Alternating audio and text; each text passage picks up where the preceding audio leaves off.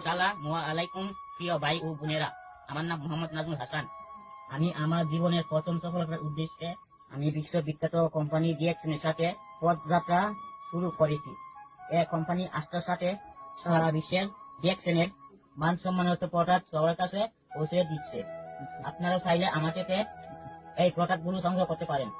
আমার থেকে অর্ডার করা মানুষদের জন্য নিয়ে আসা ডিএক্সএন এর প্রতিটা প্রোডাক্ট।